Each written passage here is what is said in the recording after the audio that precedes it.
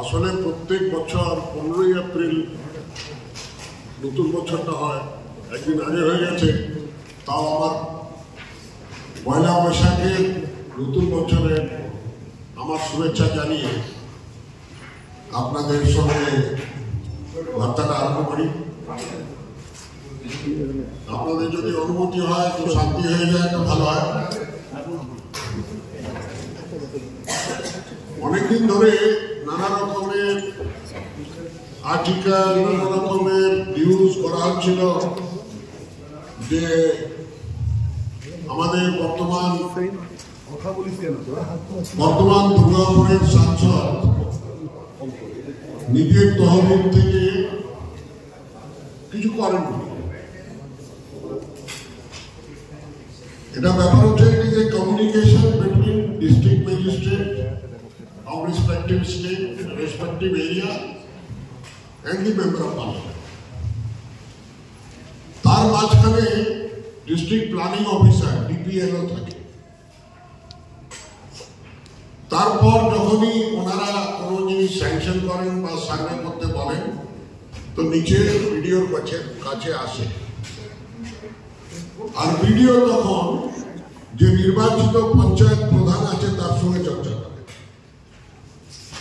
তখনই ঠিক মেরে দেওয়া হয় লাল কলম দিয়ে, এটা করার দরকার নেই, এটা করতে হবে, আর এটা যদি করতে হবে ঠিকানা কারা পাবে, কোন এজেন্সি করবে।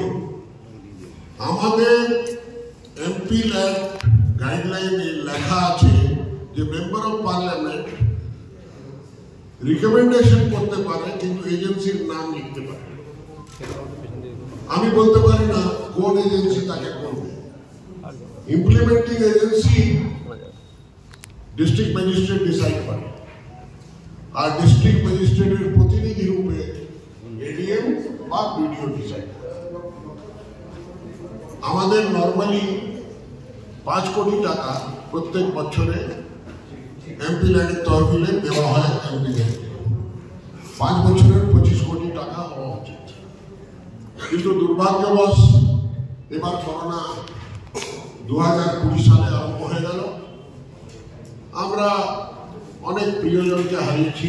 আপনাদের মধ্যেও পরিবারে নিশ্চয়ই কোনো এমন অঘটন ঘটে গেছে। সেই সময় লকডাউন ছিল, টোটাল বন্ধ ছিল, কিন্তু প্রধানমন্ত্রী তখন এটা দেখলেন যে আমাদের আইসোলেশন এর জন্যে কোনো জায়গা নেই, হসপিটালের ব্যবস্থা নেই। তো তার জন্যে উনি এমপিদের এই যে এমপিদের টাকা আছে তার মধ্যে থেকে টাকাটা পিএম কেয়ারে ট্রান্সফার হয়। তো আমরা প্রথম যেটা 2.5 কোটি টাকা পেয়েছিলাম সেটা আমার তহবিলে এসেছিল। পরবর্তীকালে টোটাল 5 বছরের টার্মে 17,50,00,000 টাকা আমরা পেয়েছি। সারা ভারতবর্ষের এমপিরা সেই অ্যামাউন্টটাই পেয়েছি।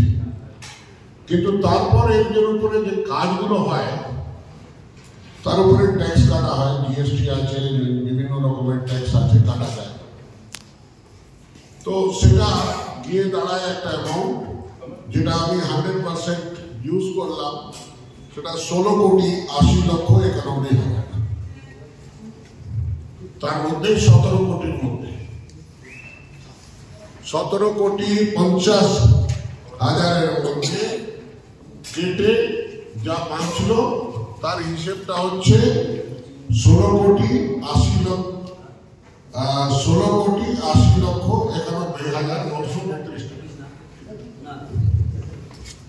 তার মধ্যে হয়েছে কি, এর মধ্যে আরেকটা হয়েছে কি, আগে ডাইরেক্ট আমরা ডিএম কে লিখতাম, কিন্তু বিভিন্ন জায়গা থেকে কমপ্লেন যাচ্ছিল যে যেখানে বিভিন্ন সরকার আছে ডিএম এর স্যাংশন করার পাওয়ার আছে, সেই পাওয়ারটা সে দুরুপয়োগ করছিল বলে এটাকে পোর্টালে, একটা ন্যাশনাল পোর্টালে ঢালা নির্ণয় হলো।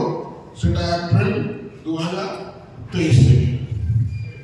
তো সেখানে যত টাকা আছে সেখানে ঢালতে আমরা শুরু করলাম, আর ওখান থেকেই একটা নির্ণয় হতে শুরু হলো যে এটাকে স্যাংশন দিতে হবে, অ্যাপ্রুভ করতে হবে। তখন আর তার বাধ্যতা হয়ে গেল। এই আমার অফলাইন রিকমেন্ডেশন ছিল 2,55,00,000 আর অনলাইন রিকমেন্ডেশন আছে আমার 14,21,00,000 আর কিছু কিছু যোজনা যেখানে এস্টিমেটে গন্ডগোল হলো তো তার মধ্যে বললো যে 1 লাখ টাকা বাড়িয়ে দিন, 2 লাখ টাকা বাড়িয়ে দিন, তার তেমন 4,91,000 টাকা এক্সটেনশনের জন্য দেওয়া হলো। টোটাল 16,80,00,000। এছাড়া নিয়ম আছে যে যদি কোনো এমপি নিজের আমলে অর্থাৎ 5 বছরের টার্মে কোনো টাকা খরচা না করতে পারে তো সেই টাকাটা ল্যাপস করে না, সেই টাকাটা তারা ওভার ট্রান্সফার করে দেয় সেই টাকাটা যে নতুন এমপি আসবে তার নামে। তো শহীদুল হকের টাকা প্রায় 1,23,00,000 টাকা 15th লোকসভা। শহীদুল হক সিপিএম এর এমপি, ওনার প্রায় 1,23,89,000 সেটা আনস্পেন্ড ছিল, যেটা মমতাজকে ট্রান্সফার করা হবে। উনিও সেটাও খরচা করতে পারেননি আর নিজেরটাও খরচা করতে পারেননি 2,98,80,000। তো সিপিএম এর আনস্পেন্ড মানি আর টিএমসির আনস্পেন্ড মানি আমার নামে ট্রান্সফার করা হলো। আমার নামে ট্রান্সফার করা হলো তখন এটা হলো 4,22,70,000 টাকা আরো অ্যাড হলো।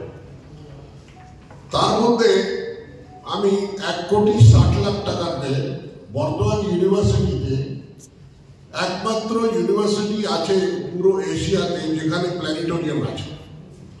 এটা পুরোনো প্ল্যানেটোরিয়াম, কিন্তু তার মডার্নাইজেশনের জন্য যাতে টাচ স্ক্রিনে বা ভয়েস অ্যাক্টিভেটেড সেই প্ল্যানেটোরিয়ামকে বানাবার জন্য আমি 1,60,00,000 টাকা দিলাম।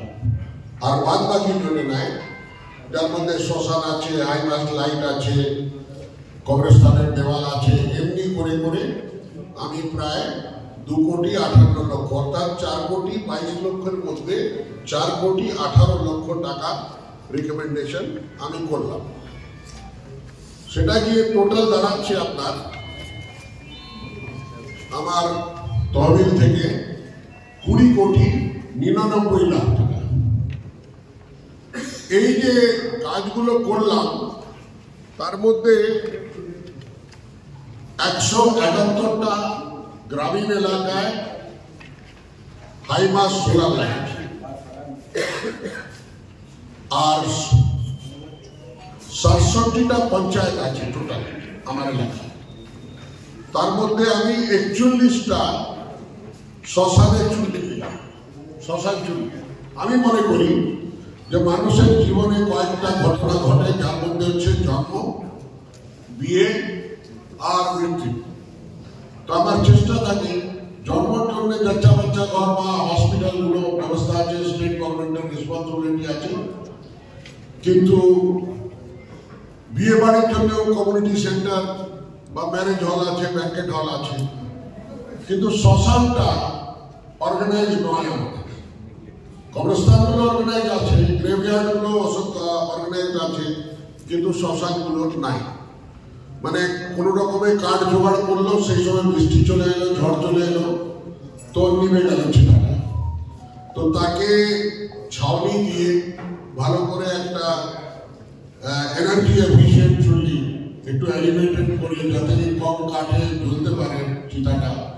দ্বিতীয় কথা ছাউনি আছে, প্লাস শ্মশান যাত্রীরা যারা যায় তাদের জন্য একটা ঘর, আর তাদের ওখানে পানীয় ব্যবস্থা আর লাইটের ব্যবস্থা, এই হাইমাস লাইট।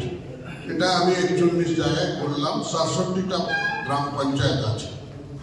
কমিউনিটি হল 8টা দিয়েছি, ওয়েটিং হল, ক্রিমেশন গ্রাউন্ড এডিশনাল যেখানে চুল্লি আছে কিন্তু ওয়েটিং হল নাই, ওখানে 10টা দিয়েছি। অর্থাৎ আপনি ধরে রাখুন যে আমি 67টির মধ্যে 51টা শ্মশান ঘাটগুলোকে কভার করে নিয়েছি। তেমনি পাবলিক টয়লেট, অ্যাম্বুলেন্স 9টা। এখন যখন করোনা আরম্ভ হলো তখন আমাদেরকে বলা হলো যে কি আপনারা